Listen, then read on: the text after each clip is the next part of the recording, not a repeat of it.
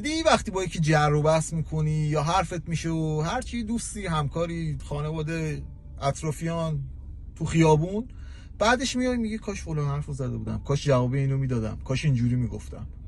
من میخوام یه کاری کنم که دیگه درگیر این فکرا نشی. اولین نکته اینه که قرار نیست شما یه آدم با شعور خونسرد کول باشید. به محض اینکه کوچکترین بحثی میشه شروع کنید هر چی دهنتون در میاد بگید، یه طوری که امون ندید طرف جوابتون رو بده، یعنی بکوب میگید.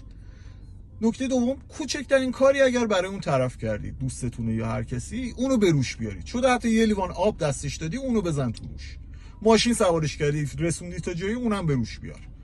نکته سوم و مهمترین که ذهن رو آزاد میکنه، اگر رازی ازش میدونی، مخصوصا اگه اذیتش میکنه اون راز، ناراحتش میکنه، میدونی قایم میکنه، خجالت میکشه، اونو به روش بیاری که تو جمع باشه، چه بسا بهتر.